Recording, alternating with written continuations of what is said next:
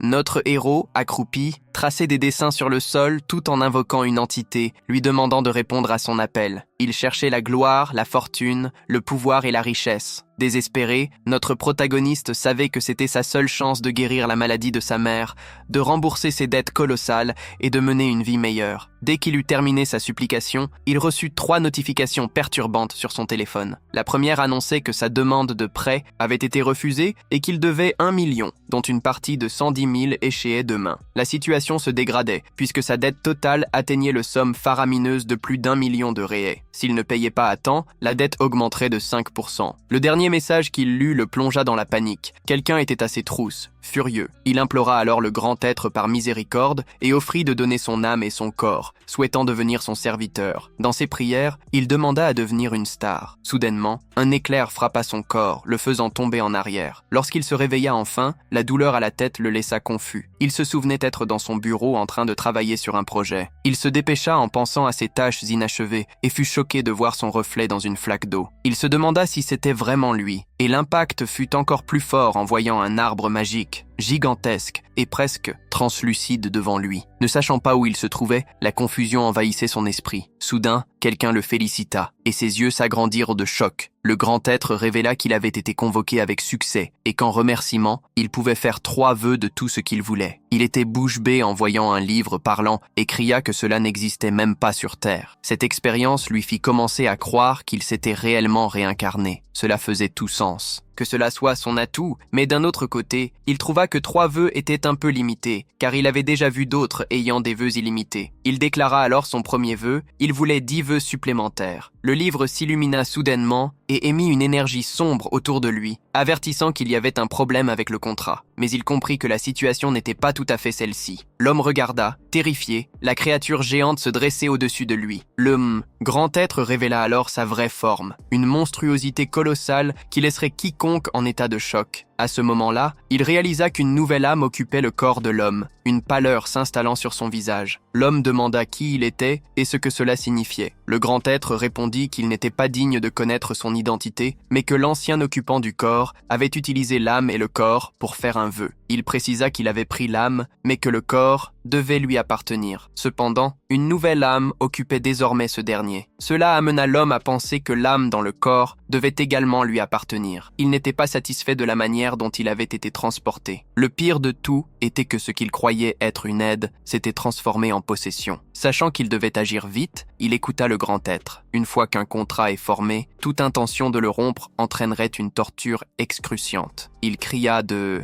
douleur alors que les flammes consumaient son corps. Le grand être observait, déçu, voyant qu'il n'était qu'une âme faible. Il souhaitait que l'âme meure simplement et rapidement. Il se rappela de ce qui était écrit dans le contrat. Si la rupture était due à force majeure, la partie B serait exonérée de responsabilité, et si l'homme ne parvenait pas à remplir son obligation à cause de l'interférence du grand être, la responsabilité lui incomberait. Solennellement, il se dit qu'il ne pourrait pas être tué pour violation du contrat. Le grand être, perplexe, vit l'humble mortel oser discuter des règles avec lui. Ah, notre garçon savait que cet être était puissant et pourrait facilement mettre fin à sa vie.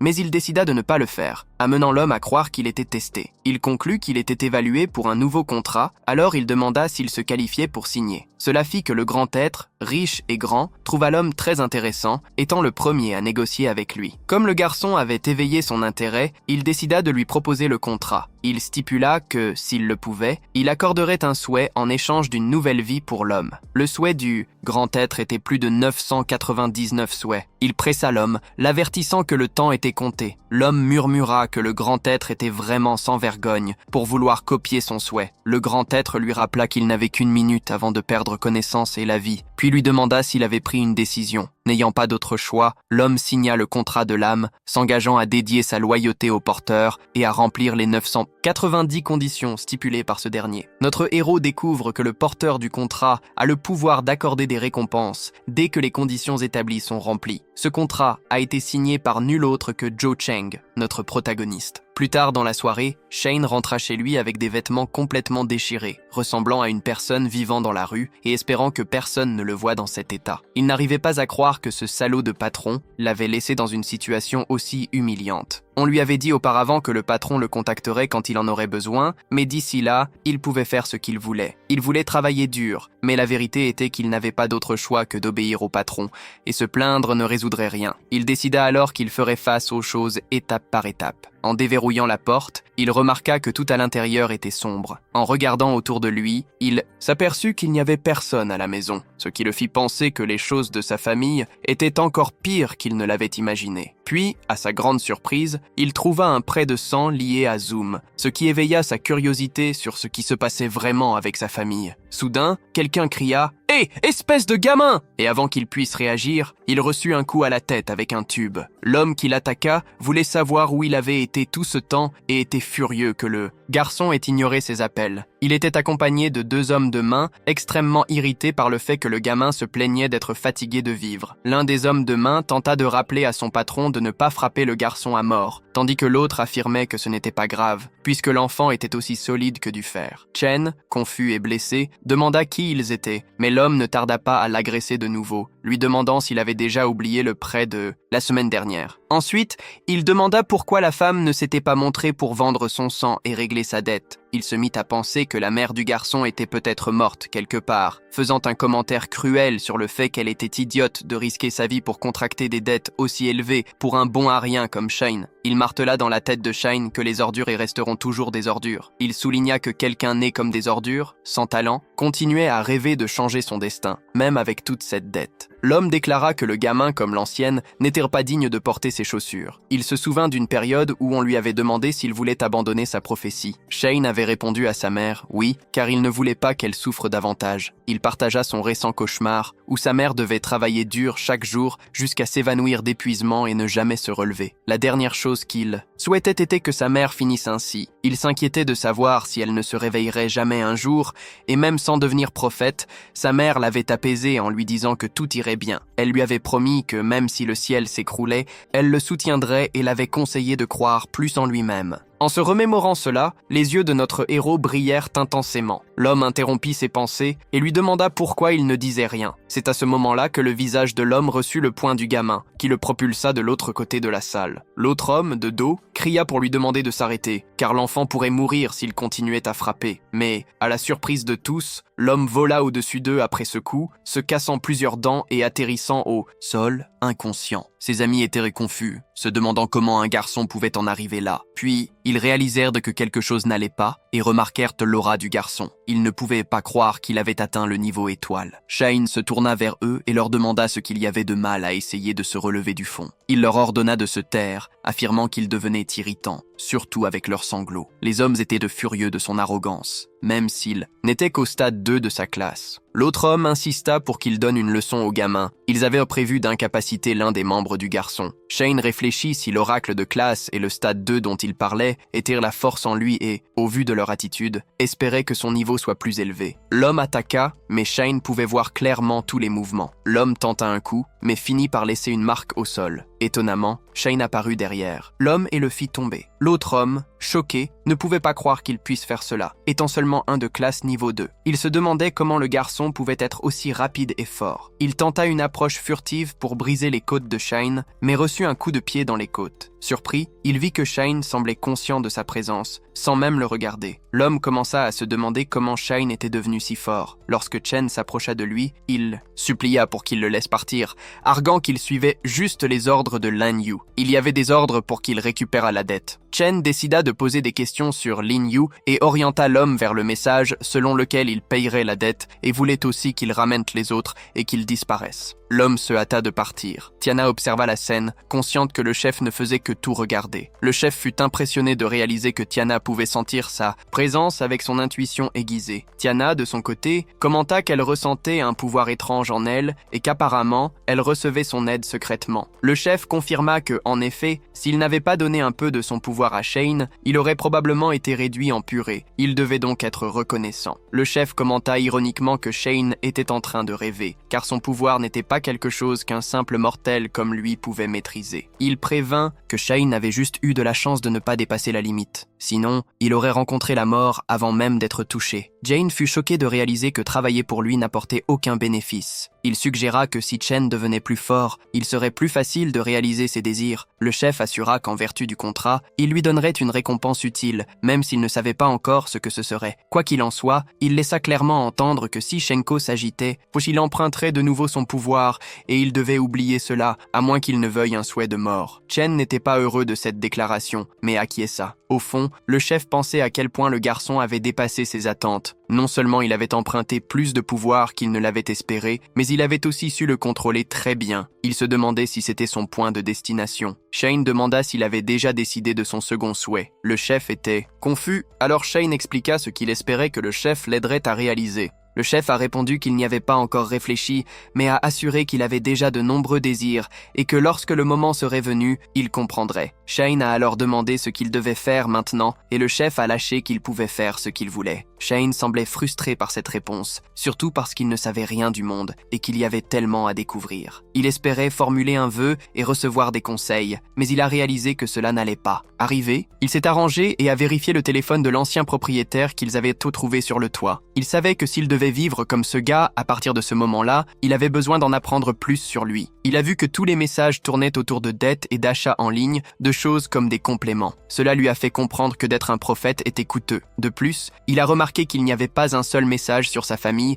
jusqu'à ce qu'un message spécifique le choque. C'était de sa sœur aînée, lui annonçant que leur mère était tombée dans le coma et avait été hospitalisée. Elle lui a demandé de se rendre à l'hôpital Tianlin. En arrivant à l'hôpital Tianlin, il était assiégé par l'inquiétude et a vu une femme assise au pied du lit. L'atmosphère était étrange, mais il comprenait que n'importe qui serait fâché si quelque chose d'aussi important était ignoré, pensant que la femme au dos voûté était sa sœur Jo, Waiting, et que la personne dans le lit d'hôpital était leur mère. En la voyant, il ne pouvait s'empêcher de penser qu'elle semblait très différente de ses souvenirs. Il s'est demandé si c'était à cause de lui, s'est excusé auprès de sa sœur pour son retard et lui a demandé comment elle allait. Alors, Linda Goll, quelle était ton excuse cette fois-ci? C'était à cause d'un entraînement, d'une avancée, ou est-ce que tu étais trop occupé à invoquer des dieux et à faire des choses qui te laissaient sans voix? Elle lui a dit que sa mère avait travaillé dur pour payer ses dettes jusqu'au moment où elle a perdu connaissance, ce qui l'a mise en colère, car il n'avait même pas pu aller la voir une seule fois, alors que sa mère avait tout donné pour lui. Elle a crié que toute la famille s'était donnée à fond et a ajouté que, pour payer les dettes, leur mère n'avait même pas pu se permettre les soins intensifs, qu'elle avait tout supporté grâce à sa seule volonté et elle a failli perdre la vie. Ses larmes ont coulé et avec une gestuelle résignée, elle a exprimé qu'elles en avaient toutes les deux assez, elle et leur mère. Ensuite, elle lui a tendu une carte avec 6 mois de frais de logement et a déclaré qu'à partir de ce moment, elle s'occuperait de leur mère et que cela n'aurait rien à voir avec lui. Enfin, elle lui a dit qu'il devait régler le reste de sa dette par lui-même, car cela n'était plus de son ressort. Il a été surpris et un peu inquiet de ce que tout cela signifiait, et ainsi, la sœur lui a clairement fait comprendre qu'elle coupait les ponts avec lui. En sortant de l'hôpital, notre héros a remarqué que le chef semblait ressentir son anxiété. Il a demandé si les paroles de cette femme l'avaient touché, mais le protagoniste a souligné qu'elle était pratiquement une inconnue pour lui et que la situation n'était même pas de sa faute. Pour sa part,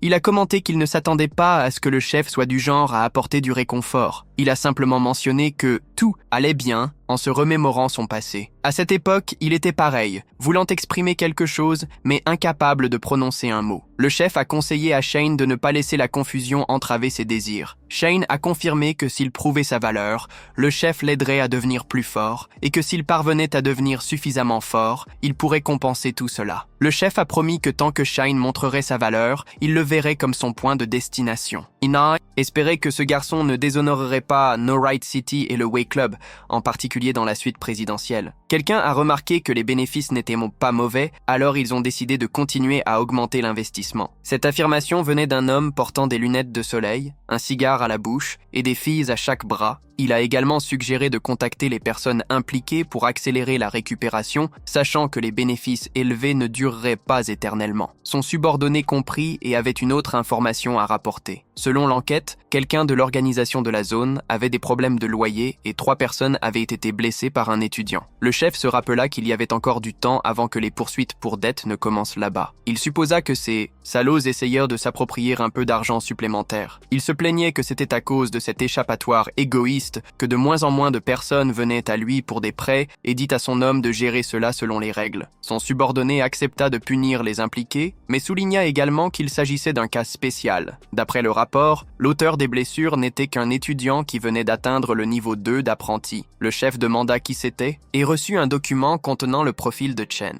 Il pouvait à peine croire que le simple garçon de niveau 2 avait vaincu à la fois un voleur de niveau 3 et un de niveau 2. Même le plus faible des niveaux 3 peut gérer 10 voleurs de niveau 2. Il savait que la différence de niveau ne pouvait pas être compensée uniquement par des compétences et estima que la véritable force du garçon pouvait également être de niveau 3. Il trouva intéressant le fait qu'il essayait de cacher sa force et demanda à ses hommes de garder un œil sur lui, car il ne voulait pas gaspiller un tel talent. Le lendemain, Shane courait dans le quartier quand un vieil homme remarqua sa présence. Le vieil homme fut impressionné de le voir se lever si tôt. Au cours des derniers jours, Shane salua le vieillard, qui lui dit qu'il avait reçu quelques envois de suppléments initiaux de classe A, disponibles pour seulement 400 par flacon. Il demanda à Shane s'il était intéressé, mais le garçon refusa, car il en avait encore, et promit de revenir quand il en manquerait. Le vieil homme promit de faire un rabais lorsque cela arriverait. Il remarqua que Shane semblait plus enthousiaste qu'avant et demanda si le gamin avait une petite amie. Après être sorti de l'hôpital, notre héros passa quelques jours à s'habituer à son corps et à rechercher quelques souvenirs du précédent propriétaire qui s'était mêlé au sien. Il réussit à comprendre, de manière générale, les concepts de base de ce monde. Les gens là-bas prenaient régulièrement des suppléments spéciaux pour acquérir du pouvoir et étaient collectivement appelés oracles. Le médicament pour devenir orateur était extrêmement cher et c'était la raison pour laquelle il se retrouvait avec une si grosse dette. Il ne savait pas quel était le maximum, mais il était certain d'une chose, même les oracles de moindre niveau étaient beaucoup plus puissants que les gens ordinaires. Après son entraînement, il murmura que si seul le fait de prendre des médicaments pouvait rendre une personne plus forte, il n'était pas surprenant que les gens dépensent une fortune pour devenir oracle. Dans sa vie précédente, il aurait dû s'entraîner éternellement pour obtenir des résultats comme ceux-là. Soudain, son portable sonna. Il se demanda qui pouvait appeler si tôt. C'était le représentant de la classe, lui rappelant que sa licence avait expiré. Le professeur avait demandé au représentant de faire savoir qu'il fallait retourner en classe. Il avait également appelé la nuit précédente, donc il espérait que Jane n'avait pas oublié. Le protagoniste répondit qu'il n'avait pas oublié, mais au fond, il faillit se laisser prendre par cela. À la Rhyton High School, le professeur finissait sa discussion sur l'histoire des oracles et allait maintenant parler de leur impact sur l'économie. Shane nota quelques informations. Le statut d'un guerrier était déterminé par la force et classé par titre. Il y avait la classification D avec des classements de 1 à 6, la classification C avec des classements de 1 à 8, la classification B avec des classements de 1 à 12, la classification A avec des classements de 1 à 14 et enfin la classification S. On disait que ceux qui atteignaient la classification S étaient essentiellement comme des dieux en termes de pouvoir. Le monde était bien divisé en 5 stades différents, tandis que les oracles occupèrent le 5e niveau, connu sous le nom de couche extérieure. La base au-dessus de la 4e couche était le niveau de la ville centrale, qui symbolisait le pouvoir et le statut. Seuls ceux qui étaient au grade D ou supérieur avaient l'autorisation d'y entrer. Notre héros, Shane, était au grade E, le plus bas, et s'il voulait accéder à de meilleures ressources, il devait absolument entrer dans l'état de la ville centrale. Ainsi, l'évolution est devenue son grand objectif. Puis quelqu'un lui a lancé une petite pierre. Shane s'est retourné et a remarqué que les voyous s'amusaient à ses dépens, le défiant et affirmant qu'il se croyait bon simplement parce qu'il avait une bonne note au test écrit. L'un des voyous a rétorqué qu'ils étaient tous au niveau 1 et qu'il lui suffirait d'un seul coup pour le mettre à terre. Shane ne pouvait s'empêcher de penser à quel point ces gens étaient toujours présents, peu importe où ils se trouvaient. Le professeur a ensuite rappelé qu'il y aurait plus tard un test de conditionnement physique en cours d'éducation physique et qu'ils devaient se changer et aller sur le terrain. Sur le terrain de Rhyton High, la plupart de la journée se résumait à des cours d'éducation physique. Jane pensait que le programme était assez tranquille. Soudain, quelqu'un l'a appelé. Un élève a donné un coup de coude à son ami et a commenté qu'une bagarre était sur le point de commencer. En voyant que c'était encore ces deux-là, il n'a pas été surpris. Un élève a demandé si ces voyous ne se fatiguaient jamais, étant donné que cela s'était déjà produit plusieurs fois auparavant. L'ami a averti de ne rien dire de plus, sinon il pourrait être la prochaine cible. Un des voyous a saisi le collier de Shane et lui a demandé s'il aimait encaisser. Cela faisait déjà quelques jours qu'il se montrait intrépide. Le voyou a dit à Shane que peu importe ses excellentes notes au test écrit et s'est moqué de lui en lui demandant s'il comptait parler à ses opposants plus tard. Le voyou a rappelé qu'au monde des oracles, tout était basé sur des niveaux et des pouvoirs, Et en fonction de sa force, Shane n'était qu'un déchet de niveau 1. Shane, pour sa part, a répliqué qu'en suivant cette logique, le voyou était également un déchet de niveau 1. Le voyou a été surpris et la réponse ne l'a rendu que plus furieux. Il était sur le point de frapper Shane et de crier qu'il allait lui déchirer la bouche. Shane a bloqué le poing du voyou et a demandé s'il avait fini de parler. Les yeux du voyou se sont écarquillés de choc. Il était confus par ce qui se passait, surtout qu'il ne parvenait pas à se libérer. Il se demandait si Shane avait toujours été aussi grand. Puis il a rappelé ce qu'ils avaient dit. Tout est pouvoir, et a déclaré que c'était maintenant son tour de déchirer sa bouche. Le voyou était effrayé tandis que Shane libérait une aura puissante qui le dominait. Mais il a été distrait par une pression écrasante quand quelqu'un a dit qu'il avait du courage. Coupe au professeur demandant qui leur avait donné la permission de faire du bruit dans sa classe. C'était le professeur d'éducation physique, Tia Gigi, un oracle de niveau 5, grade D. Gigi était irrité contre Shane, car il venait de revenir et causait déjà des problèmes. Shane, de son côté, a calmement et avec maturité répondu qu'il avait juste un entraînement amical en relâchant le voyou. C'était un avertissement de Gigi pour lui, et s'il se mettait dans plus de problèmes,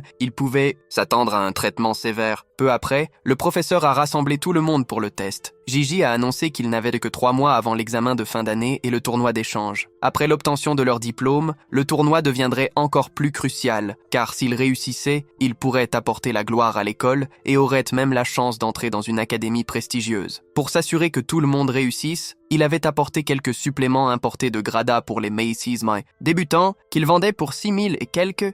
Alors, ils ont commencé à s'entraîner. Un élève a fait des tractions et a réussi à en faire 24. Il n'a pas réussi à aller plus loin. Pendant ce temps, l'autre était tellement enthousiaste qu'il avait déjà atteint 50. Shane se contentait de regarder, se demandant si c'était vraiment le but du test de l'oracle. Il s'était imaginé quelque chose de spécial. À ce moment-là, quelqu'un s'est approché et lui a demandé s'il allait bien. C'était la représentante de la classe. Elle était préoccupée parce qu'il avait manqué plusieurs jours et pensait que quelque chose avait pu se passer. Elle était un peu gênée et a expliqué qu'elle ne voulait pas être intrusive, mais qu'elle trouvait cela étrange qu'il prenne un congé si près de la remise des diplômes. Jane l'a rassurée en disant qu'elle allait bien et lui a remercié pour son attention. Elle lui a ensuite demandé avec un air curieux s'il n'achetait pas les suppléments du professeur. Notre héros a répondu qu'il n'avait pas d'argent, mais dans sa tête, il se demandait si tout le monde achetait ces suppléments chers. Il était curieux de savoir s'il était le seul de la classe à être à court d'argent. Pendant ce temps, elle craignait que s'il n'achetait pas cela puisse impacter ses performances au test. Soudain, quelqu'un l'a appelée, Liutinia. Elle lui a dit au revoir et a commencé à faire des tractions. C'était compliqué et son corps tremblait alors qu'elle essayait. Pendant ce temps, Gigi a remarqué que 25 élèves avaient acheté 2 suppléments. Quand Liutinia a réussi à faire 35 tractions, elle a dit à Gigi qu'elle était passée. Gigi a remarqué que les élèves qui avaient acheté ces suppléments chers étaient traités de manière spéciale par le professeur. À mesure que la remise des diplômes approchait, cela avait du sens qu'il veuille de meilleures notes. Mais il savait qu'avec ses compétences actuelles, il n'en avait probablement pas besoin. Et puis, de toute façon, il n'avait plus d'argent. Shane n'avait acheté aucun supplément, et le professeur doutait que Shane puisse réussir sans eux, et a décidé de lui enlever quelques points pour le faire échouer. En prenant Shane comme exemple, il a espionné les barres de traction et les protections de poignet. Tout semblait normal, mais il était prudent, car il pourrait y avoir quelque chose de plus dans le test de l'oracle. En prenant la barre, à sa grande surprise, son corps est soudainement devenu plus lourd, et plus il utilisait de force, plus tout devenait lourd. Il s'est demandé si cela était dû au cristal qu'il portait au poignet. Comme il l'avait prévu, le test de l'oracle n'était pas simple. Il a réalisé que le poids appliqué avait une limite et qu'avec sa force actuelle, il pouvait s'adapter facilement.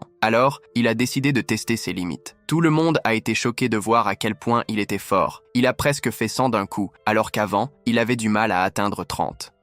Score actuel équivalait à celui d'un étudiant de 2e niveau. Ses camarades l'ont entouré et ont commencé à dire qu'il était incroyable. Ils ont dit qu'avec ses notes, il pourrait rejoindre la classe d'élite. Ils lui ont demandé quand il était passé au 2e niveau et quel supplément il utilisait. Le professeur était également curieux de savoir comment il avait pu s'améliorer autant. Tout à coup, il s'est demandé si Jane avait utilisé des améliorateurs, mais savait que ceux-ci étaient très chers, et en utiliser un là-bas serait un peu extravagant. Il s'inquiétait de savoir s'il avait réellement atteint le 2e niveau. Ces derniers temps, il avait peur que les élèves découvrent qu'il avait monté sans aide, car cela lui ferait perdre la chance de vendre les suppléments. Il se sentait rancunier, car cela couperait ses bénéfices, et il n'avait absolument absolument pas l'intention de laisser cela arriver. Il était déterminé à lui donner une précieuse leçon sociale. Pendant ce temps, dans le bureau du directeur, quelqu'un a été surpris d'apprendre que la réunion d'échange avait annulé les matchs de 2e niveau. Le directeur était au téléphone, mentionnant que pour une école comme la leur, qui n'avait pas de soutien et peu de ressources, il était compliqué de produire un 3e niveau. La personne de l'autre côté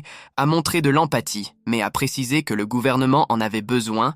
Urgemment, plus d'élite de l'Oracle, c'est pourquoi ils ont décidé de rediriger le financement vers les écoles supérieures. C'était une décision venant d'en haut, et rien de ce qu'ils pouvaient faire ne changerait cela. Le directeur a essayé de demander s'il y avait une autre solution, mais la personne avait déjà raccroché. Il a reposé le téléphone en ressentant un mal de tête, sachant que les fournitures et équipements pour les classes d'élite coûtaient cher et que l'école peinait déjà à maintenir le 2e niveau. De plus, il ne restait plus que 3 mois avant l'échange. Alors il se demandait où il pourrait trouver un étudiant du 3e niveau. Il a pensé à rassembler toutes ses ressources et à risquer un 3e niveau, mais cela signifierait expulser de nombreux étudiants moyens. Il a regardé le cristal sur l'étagère et a demandé à voix haute à son mentor que faire. Il craignait que l'Académie Oracle ne s'effondre pendant son mandat. Soudain, quelqu'un a frappé à la porte. C'était Gigi. On l'a invité à entrer. Gigi a apporté les résultats du test et a commenté que les performances avaient été excellentes, croyant que la classe produirait des oracles exceptionnels. En consultant les résultats, il s'est demandé pourquoi Gigi trouvait cela si génial, alors qu'il ne s'agissait que de notes de 1er niveau. Ces étudiants inutiles ne pouvaient pas aller sur le terrain. Gigi a alors mentionné qu'il y avait une exception, quelqu'un qu'il croyait qu'il ne servirait pas à être un oracle. Il a demandé qui c'était et Gigi a répondu que le nom était Chen. Alors, notre héros a été convoqué au bureau du directeur. Le grand être a interrogé Chen sur la raison de son appel. Chen, confus, a avoué qu'il était complètement à l'ouest. Il savait que la réputation du directeur incluait une personnalité dure, donc il était conscient qu'il n'avait pas été convoqué juste pour bavarder. Il espérait que la situation ne se compliquerait pas trop. Dès que la porte s'est ouverte, une petite flamme est apparue. Shen a été surpris de le voir, mais il a remarqué que le chef semblait déjà attendre. Il a expliqué que c'était la condition spécifique qui avait activé le désir qu'il avait mentionné, c'est-à-dire que quelque chose qu'il avait et voulait était tout proche et qu'il devait le poursuivre. Shane a questionné pourquoi cette situation se déroulait maintenant. Le chef a répondu que le désir avait été activé et qu'il n'y avait pas d'autre option, à moins qu'il veuille se brûler. Il valait mieux le faire en silence. Il a demandé à Shen pourquoi il était encore là et a insisté pour qu'il entre. En entrant, Shen a salué le directeur. Le directeur a alors commenté que le rapport physique de Shen n'était pas si mauvais. Il était même digne d'intérêt, étant donné qu'il était si proche du 2e niveau. Cependant, la fréquence au cours, le manque de respect envers les professeurs et les disputes avec les camarades montraient que Shen était jeune et ingérable, bien que cela ne soit plus si pertinent. Il a interrogé Chen s'il savait ce qui était le plus important pour un oracle. C'était, sans aucun doute, l'argent. Et c'est pourquoi il a conseillé à Shen d'abandonner ses ambitions de devenir oracle. Shen est devenu pâle et, dans une tentative de mieux comprendre,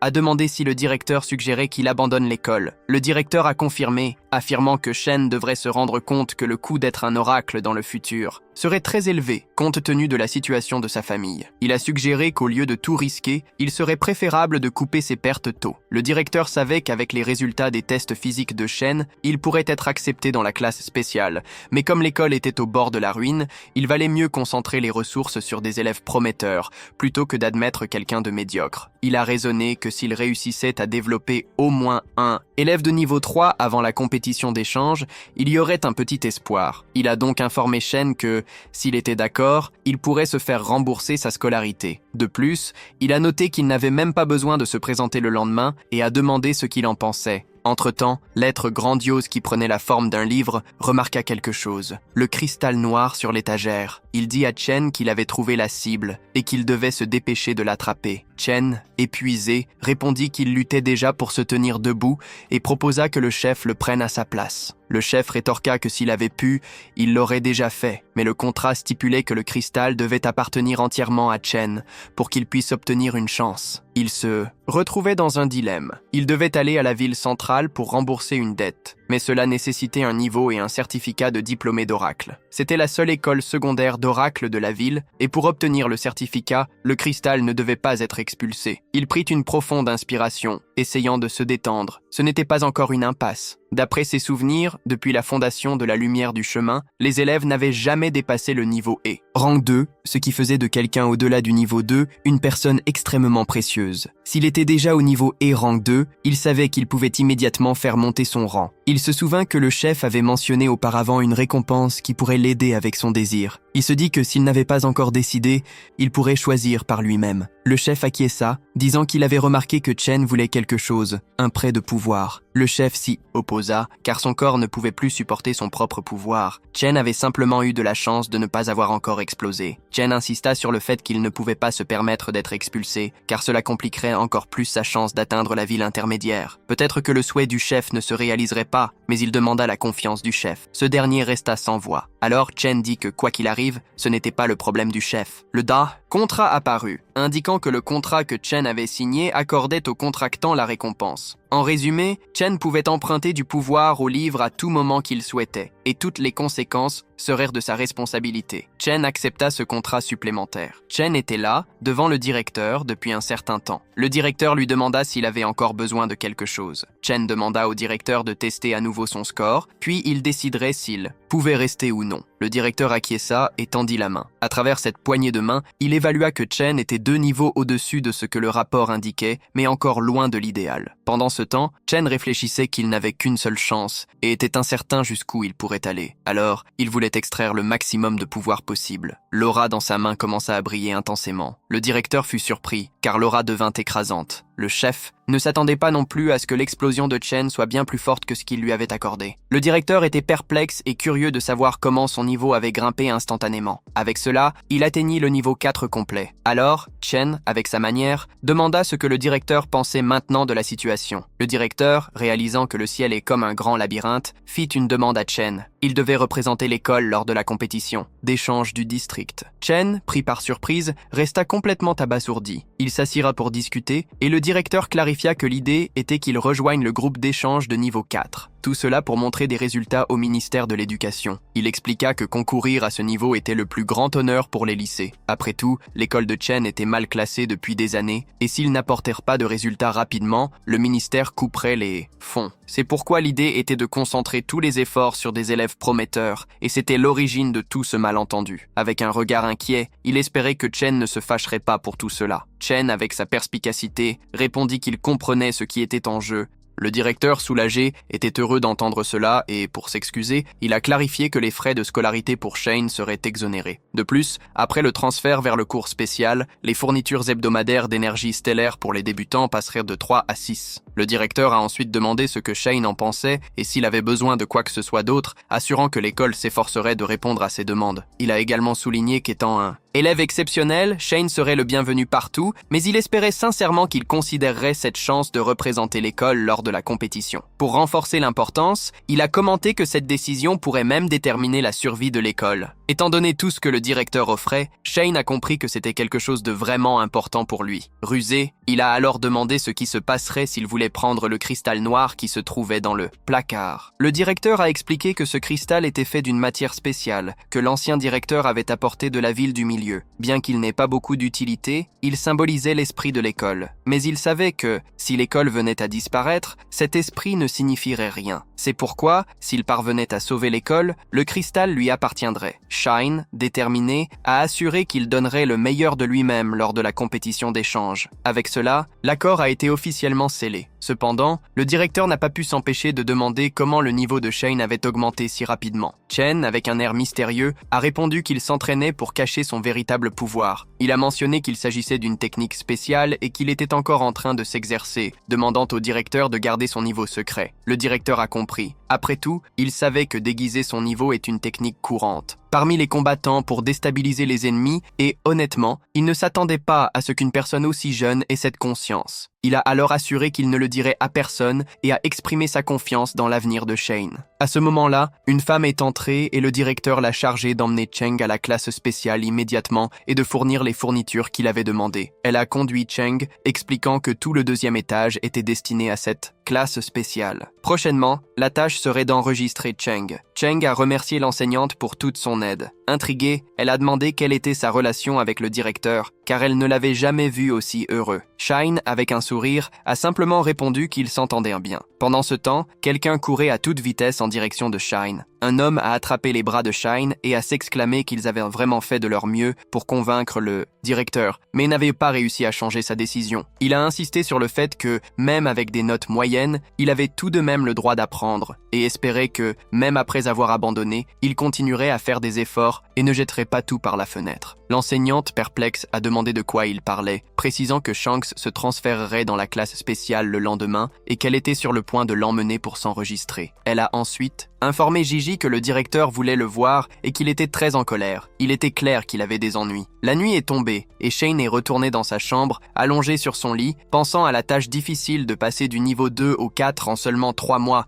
sans avoir la moindre idée de la façon dont il ferait cela. Même si les ressources coûteraient une fortune et prendraient beaucoup de temps à grimper de niveau, pour un gars pauvre comme lui, passer 2 niveaux en 3 mois semblait une mission impossible. Il s'est tourné vers son chef et a demandé s'il n'y avait pas un moyen de monter de niveau tout d'un coup, pratiquement juste grâce à son propre effort. Le chef, confus, a demandé comment cela pourrait arriver et a dit que s'il voulait son aide à nouveau, il devrait d'abord accomplir sa volonté. Il devrait se blâmer d'avoir choisi une récompense pareille. Notre garçon a répondu qu'il n'avait pas le choix, c'était la seule solution qu'il avait en tête. Le chef a souligné qu'il avait déjà prévenu qu'il ne pourrait pas utiliser ce pouvoir longtemps sans s'épuiser. Il savait qu'il n'était pas assez idiot pour compter sur un pouvoir emprunté pour gagner le tournoi, et il avait obtenu des résultats impressionnants. Il n'avait pas été expulsé et avait réussi à trouver des ressources qui amélioreraient sa situation. Ainsi, être promu de niveau pourrait prendre du temps, mais sa priorité maintenant était la dette qui arrivait à échéance dans seulement 5 jours. Notre héros savait qu'il devait découvrir comment gagner quelques sous. À l'école, Chen, en revanche, semblait nauséeux et était complètement à l'écart de ce qui se passait. Cet endroit où il se trouvait ressemblait à une usine abandonnée. Soudain, quelqu'un s'est approché de lui, l'homme a fait un geste et lui a demandé de s'approcher. Il s'est rendu compte que Chen n'était pas présent lors de l'appel et a déduit que le garçon s'était peut-être égaré. Le responsable de la classe a eu du mal à gérer la situation et s'est excusé pour cette négligence. L'homme s'est présenté comme Monsieur Zhang, le professeur de la classe d'élite. Chen pensait que le professeur de la classe d'élite serait super strict, mais il était étonnamment calme. Il était curieux de savoir s'il y avait d'autres enseignants dans les classes d'élite. Le professeur a répondu que oui, il y avait 3 professeurs académiques, mais seulement lui s'occupait de l'entraînement. Il a également commenté que le nombre d'élèves ne cessait de diminuer et que ceux qui étaient assez bons pour entrer dans la classe d'élite étaient rares. C'est pourquoi il n'avait pas engagé d'autres instructeurs. Zhang a ajouté qu'il utilisait généralement une partie intérieure pour les cours et les entraînements, tandis que la partie extérieure pourrissait à l'usage. Tiana a remarqué que l'école n'était pas en bonne condition, donc il était compréhensible que le directeur soit si anxieux. Monsieur Zhang lui a assuré qu'au final, un chameau maigre est encore plus grand qu'un cheval, et il avait foi que l'endroit ne fermerait pas ses portes de sitôt. Ils sont entrés dans la salle d'entraînement, où Monsieur Zhang avait déjà informé qu'une session d'entraînement gratuite était en cours. Il a conduit Chen pour le présenter à la classe. Chen comprenait maintenant pourquoi il s'appelait des classes d'élite. Cet endroit était essentiellement une académie haut de gamme, et les élèves semblaient motivés. Mais il a remarqué que l'atmosphère était un peu tendue. Monsieur Zhang a rassemblé tout le monde pour présenter son nouveau camarade de classe. Il a présenté Chen à la classe et, malgré le retard, cela n'était pas grave, car la classe d'élite priorisait toujours la force avant tout. Monsieur Zhang avait confiance que Chen avait de réelles compétences pour avoir réussi à entrer. Il espérait que tout le monde s'entendrait bien et performerait lors de la prochaine compétition d'échange.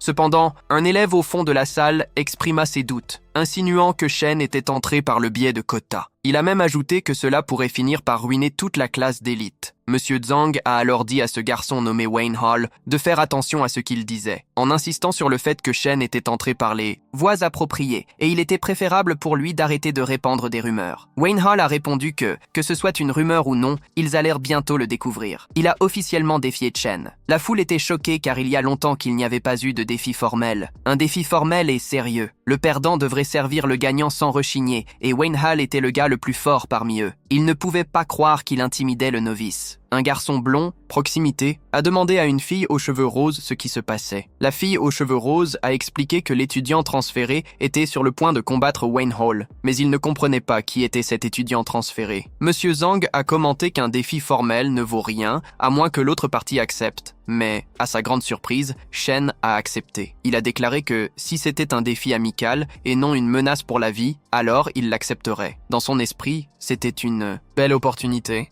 Pour voir comment il se mesurait par rapport aux autres et se préparer parfaitement à la compétition d'échange, le directeur avait entendu parler de la situation. Il reçut un appel téléphonique lui annonçant que Chen allait se battre contre quelqu'un. C'était Monsieur Zhang qui lui avait donné l'information. Il expliqua que Wen Hao avait lancé un défi formel et que Chen avait accepté. Le directeur paniquait, surtout parce qu'aucun des deux ne voulait reculer et d'autres élèves commençaient à se rassembler autour d'eux, encouragés par la foule. La situation devenait ingérable, les élèves incitant à faire des erreurs pour montrer au nouveau qui était le patron. Le directeur réfléchissait à la situation et savait qu'il devait se concentrer pour gérer un entraînement de niveau élevé. Il vit une occasion parfaite de tester sa force, alors il demanda à John de préparer l'arène pendant qu'il approuvait le défi. Monsieur John officialisa le combat et, étant donné que c'était la première fois de Jane dans ce type de combat, il révisait rapidement les règles avec lui. Les règles du défi formel étaient-ils les mêmes que celles de la compétition d'échange? L'arène était réservée à 2 personnes uniquement, sans aucune aide du public. Quiconque interférait serait expulsé, et les deux devaient être au même niveau, sans défi entre niveaux. Ben Hall, observant la scène, remarqua que Tokyo était classé au niveau E2, tandis que Jung précisait que le combat n'était qu'un entraînement amical. Il souligna que les attaques sur des parties vulnérables n'étaient pas autorisées, tout comme les mouvements fatals ou les vengeances personnelles. Si un coup touchait le visage ou si quelqu'un se rendait volontairement, cela signifierait la défaite. Et enfin, le combat commença. Wen Hao se lança. Son plan était d'attaquer rapidement et de surprendre Shin.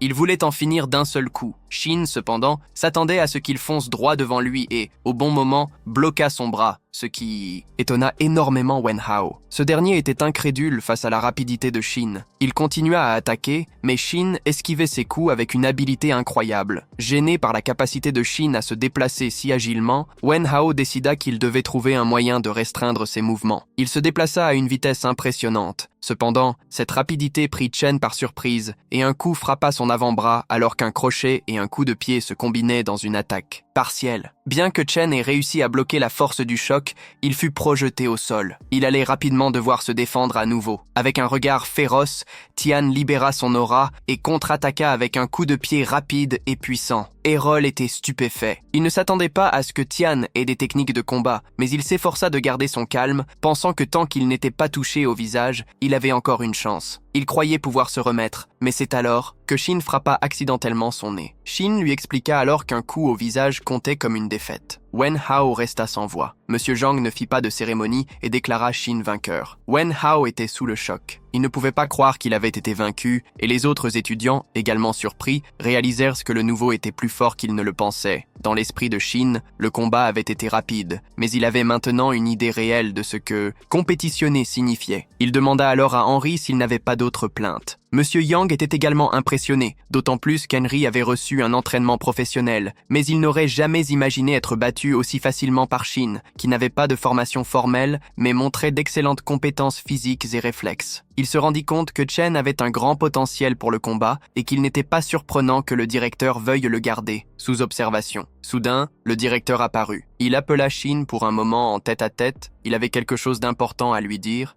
La fille aux cheveux roses a demandé au garçon blond s'il avait vu le combat, car elle était incrédule face à la force du nouveau. Le garçon blond, pour sa part, a affirmé que quelqu'un d'aussi fort devrait devenir un de ses subordonnés. Le directeur a demandé à Shane comment se passait son expérience dans la classe élite. Shane a répondu que tout allait bien, mais que ses camarades étaient un peu trop enthousiastes. Le directeur a lâché un petit rire et a expliqué que le puissant oracle attire toujours plus d'attention, donc il allait vite s'y habituer. Il a ensuite dit à Shine qu'à partir de maintenant, il devait se concentrer sur son entraînement et que, s'il avait besoin de quoi que ce soit, l'école serait là pour l'aider. Comme Shine s'était rendu compte que le directeur avait déjà confiance en lui, il a pensé que c'était le bon moment pour demander comment gagner de l'argent. Il a demandé s'il y avait un moyen rapide pour les élèves de se faire de l'argent. Le directeur a répondu immédiatement qu'à son âge, il ne devrait pas se soucier de ça et devait se concentrer sur l'entraînement. Alors, comment aura-t-il l'occasion de gagner beaucoup d'argent à l'avenir si sa famille traverse des difficultés? L'école aidera à couvrir certaines dépenses. Le directeur a répondu qu'il posait la question par curiosité, mais au fond, il savait qu'il devait réfléchir à une autre idée. Puisque tu es arrivé jusqu'ici, c'est que ça te plaît, non? Alors lâche un like, abonne-toi à la chaîne car il y a plein d'autres choses à venir. De retour dans la salle d'entraînement, il s'exerçait légèrement, pensant que se retrouver avec d'autres élèves pourrait poser un problème là-bas, donc il valait mieux faire preuve de prudence. Pendant ce temps, il continuait de réfléchir à comment gagner de l'argent quand quelqu'un s'est approché de lui. C'était le garçon blond qui a passé son bras autour de son épaule, et a commenté que le combat avait été incroyable. J'ai même eu la chance de parler directement avec le directeur. Cela a amené Chen à se demander qui il était réellement. À ce moment-là, quelqu'un a traité le garçon blond de change-rouille en disant qu'il était impoli. C'était la fille aux cheveux roses qui s'est immédiatement excusée pour son comportement et a précisé qu'il ne voulait rien dire de mal. Sushi à terre s'est présentée de manière sympathique et a rapidement invité Jerui à la conversation. Elle a mentionné qu'ils étaient techniquement ses maîtres, donc s'il avait des questions, il pouvait leur demander. Jerui, se sentant à la tête, a conclu que maintenant il formait une équipe de 3 et que, en tant que leader, il leur apporterait tout le soutien nécessaire. Pendant ce temps, Chen les trouvait un peu étranges, mais a décidé de ne rien dire. Puis, il a attiré l'attention et a demandé à Chen à propos du mouvement qu'il avait utilisé plus tôt. Shane était dans le flou, sans comprendre de quoi il parlait. Jerui était choqué de réaliser que Shane n'avait aucune idée de ce qu'était une technique de combat, et le plus impressionnant était que le mouvement utilisé par Chen était uniquement instinctif, basé sur des réflexes. Il a commenté que c'était brutal, et si Wayne Hall savait que Chen l'utilisait à droite et à gauche,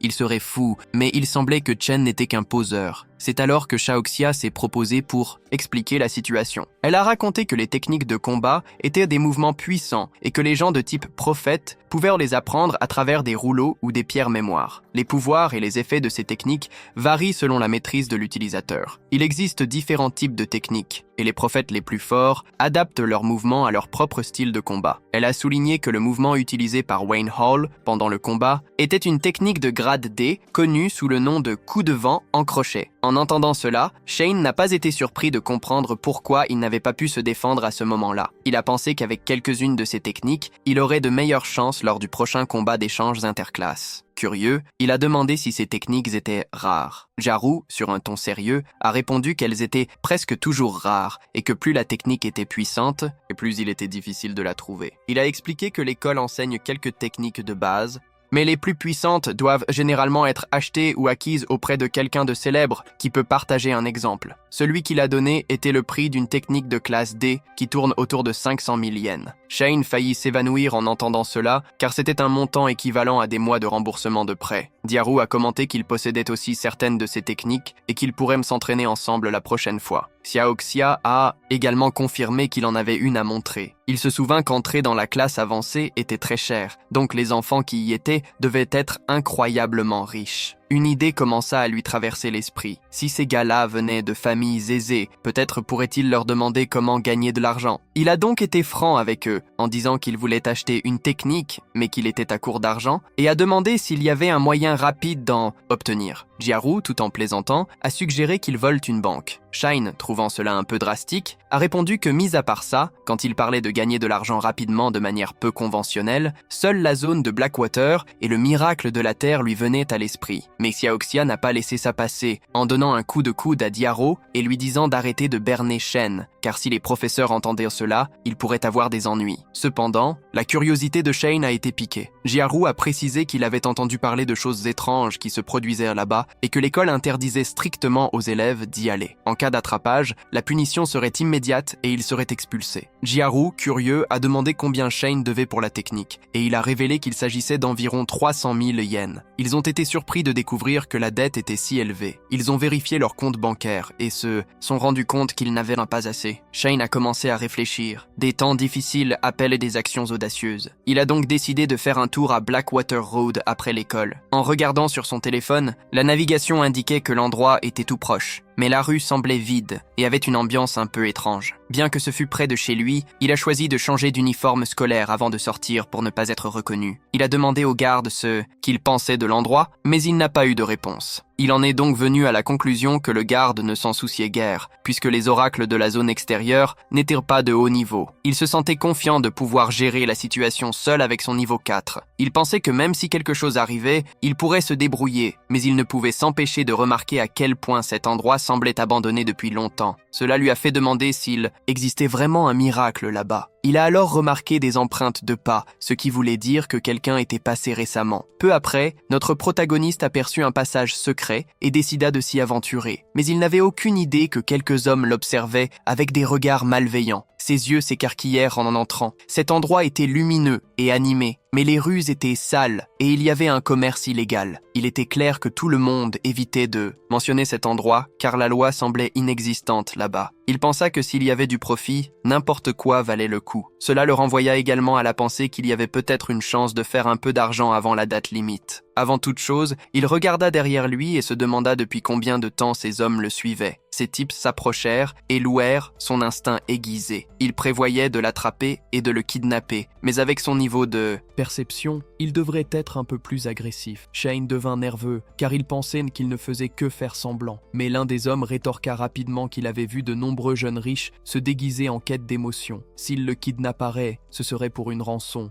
Il deviendrait riche? Cette idée semblait complètement absurde, et il était facile de voir à l'expression de notre héros qu'il pensait la même chose. L'un des hommes, passant ses bras autour de ses épaules et lui donnant une tape amicale sur la joue, semblait heureux de voir le chef pétrifié de terreur. Il a dit à Shin de coopérer, de payer la rançon, et qu'il réfléchirait à le laisser vivre. Shin rétorqua que le gars était vraiment lourd, mais avant qu'il ne puisse continuer, un seul coup à la nuque a mis l'homme à terre. Tous restèrent choqués par ce chaos inattendu. Les deux autres complices sortirent leurs couteaux, prêts à apprendre une leçon à notre héros. Soudain, 2 caisses en bois volèrent et frappèrent l'arrière de leur tête. Shen, totalement confus, vit quelqu'un apparaître devant lui. Il sentit une main l'attraper. La femme sous la capuche lui dit qu'il devait venir avec elle et commença à l'entraîner loin, arrivant à un endroit qu'elle croyait sûr. Shine exprima sa gratitude pour l'avoir sauvé, mais au fond, il avait plusieurs questions. La femme semblait le connaître et lui demanda pourquoi il était là, oubliant qu'elle devait se déguiser. Shine questionna s'ils se connaissaient. Elle expliqua alors qu'elle avait non seulement remarqué son nom sur son badge. Shen fut stupéfait de réaliser que son badge était là, mais aussi soulagé que la fille ne soit pas quelqu'un qu'il connaissait. Shan la remercia d'avoir averti au sujet du badge et réfléchit à la manière dont il avait mis son déguisement en danger. Elle l'avertit de ne pas exposer ses informations de manière si désinvolte dans le quartier de Blackwater, car c'était extrêmement dangereux. Elle proposa de le guider dehors, mais il finit par refuser, car il avait des affaires urgentes à régler. Il savait que si elle découvrait qu'il était un étudiant, il serait dans de beaux draps. La femme était convaincue qu'il était toujours Shane après toutes ces années. Elle se demanda s'il l'avait vraiment oublié ou s'il faisait semblant. Connaissant sa condition d'étudiant, elle était curieuse de savoir ce qu'il faisait là et comment il se comportait. Cela lui fit penser s'il était également devenu un voleur. Quelques instants plus tard, Shane acheta un masque facial pour $10, croyant que cela le garderait en sécurité. Il avait déjà un peu traîné là, mais il ne savait toujours pas comment gagner de l'argent. Quelqu'un s'approcha de lui, réalisant qu'il ne semblait pas être de la région. L'homme lui demanda qui il était. Le type se présenta comme un guide touristique et se vanta de tout savoir sur l'endroit, assurant qu'il pouvait répondre à n'importe quelle question. Jane demanda s'il y avait un palais à proximité où il pourrait gagner de l'argent rapidement. Le guide l'emmena sur les lieux et était très satisfait, car il avait garanti un pourboire. Ils entrèrent dans un bâtiment mal éclairé qui abritait une arène. Un combattant frappa son adversaire et la foule devint folle. Shane se rendit vite compte qu'il se trouvait face à une arène de combat clandestin. L'homme lui informa que s'il voulait de l'argent rapidement, c'était l'endroit idéal. Il ajouta que ce soir-là, il y aurait un combat spécial où le vainqueur recevrait un bonus et une partie des paris. Avec de nombreux combattants de haut niveau présents, des combats intenses et des mises énormes, c'était l'occasion parfaite de se joindre à eux. Jenny aperçut enfin un des combattants dans le ring et il avait l'air vraiment effrayant, mais il était seulement de niveau 1. Même avec le gros lot, le protagoniste commença à réfléchir à la situation. Un homme s'approcha et demanda s'il avait envie de jouer, suggérant qu'il pourrait ainsi gagner quelques jetons. Chen, déterminé, répondit qu'il voulait l'intégralité du prix et l'homme en resta bouche bée. La femme décida de le suivre dans l'arène. Instant plus tard, la foule était incrédule, criant de tuer ce faible, car Shane semblait bien plus petit que son adversaire. La femme mystérieuse qui le suivait regardait autour d'elle, confuse quant à la raison pour laquelle Shane était dans le ring. Son adversaire lui dit même qu'il ne devrait pas se croire supérieur juste parce qu'il avait gagné 2 matchs. Cet adversaire, qui se vantait d'être un joueur classé au tournoi, il s'appelait Yurif et il n'arrêtait pas de parler, mais Shin s'est assuré de l'interrompre avec un coup de poing, envoyant le gars au tapis d'un seul coup. La foule commençait à s'ennuyer, puisque ce unique coup semblait suffire à mettre tous les adversaires hors de combat. Shen visait une victoire rapide et propre. Le prochain adversaire avait l'air arrogant, mais avant qu'il puisse terminer sa phrase, il fut abattu. Un autre qui voulait se rendre fut projeté au loin par Shen. L'homme en est. Costume blanc derrière l'écran devint pâle. Il ne s'attendait pas à ce que ce faible puisse causer tant de ravages. Un subordonné informa le chef que les combattants qui étaient sur le point de signer s'étaient enfuis et que les clients exigeaient des remboursements. Si la situation continuait ainsi, l'arène était en danger. Quoi qu'il en soit, il ne pouvait pas laisser le gamin partir avec le prix. Il ordonna à son subordonné déterminé d'attraper ce type. Chance manqua son coup de poing et frappa le dernier challenger. Ensuite, il déclara qu'il était prêt à réclamer son prix. L'animateur annonça que la foule voulait voir plus et la direction décida de donner à tous ce qu'ils désiraient réellement, une finale palpitante. Shen comprit qu'il n'avait jamais eu l'intention de lui donner l'argent de façon juste. Le combattant final fut présenté et Shen fut surpris de le voir. L'homme était retenu et fut présenté comme un mutant nommé Nephlin. Ils amenèrent un monstre enfermé dans une structure métallique et levèrent les restrictions. Une fois libre, le monstre se jeta au sol alors que l'arène se refermait à nouveau. Shen était complètement perdu quant à ce qui se passait. Quelque chose était attaché à la nuque du monstre et ensuite il libéra un peu d'air, pendant que la capsule au centre allait être retirée. Le monstre se leva, affichant une apparence terrifiante, semblable à un gobelin grand et maigre. Une femme dans la foule étreignit l'homme à ses côtés, terrifié, tandis qu'il se sentait soulagé d'avoir choisi la dernière rangée. Tout de même, il tentait de réconforter la femme, faisant des promesses vides de la protéger. La femme qui suivait Chen était choquée de voir ce monstre. Dans son esprit, elle se demandait pourquoi quelque chose comme ça était là. Elle réalisait que cela dépassait le niveau de Jane et qu'avec son talent, elle pourrait le sortir de là en toute sécurité, mais cela exposerait sa position. Jane était en colère. Il était évident que son adversaire était différent des précédents. D'abord, ce qui était devant lui ne semblait pas humain et l'impression était celle d'une proie sous le regard d'un chasseur. Rien que d'être là, l'angoisse le submergeait. Son instinct hurlait qu'il était en grand danger. Le majeur du monstre se transforma en lame et attaqua. C'était si rapide qu'il le toucha, et si ce n'était pas pour son réflexe, il serait déjà mort. Cela lui confirma que le monstre voulait vraiment le tuer. Il comprit qu'il devait être plus agressif et ne pouvait pas juste encaisser le coup. Quand le monstre attaqua, il saisit ses bras, essayant de garder ses distances, mais il sentait quand même la pression. Il réalisa à quel point son adversaire était fort et dangereux et qu'il devait mettre fin au combat rapidement. Utilisant le pouvoir emprunté, il sauta du niveau 2 au niveau 4. Cela lui permit de repousser le monstre en arrière. Shen joignit les mains, les leva et frappa la tête du monstre. Il se demanda s'il avait réussi à l'abattre, mais à sa grande surprise, le monstre se releva à nouveau et l'attaqua, griffant son épaule. Notre héros avait du mal à croire que son attaque la plus forte n'avait eu aucun effet. La peau du monstre était épaisse et ses griffes acérées, rendant le combat rapproché très risqué. Il savait qu'il avait besoin d'une arme. Avec le monstre s'avançant encore une fois, il brisa un doigt pointu et décida de l'utiliser comme arme. Il prit fermement et frappa le monstre avec son improvisation.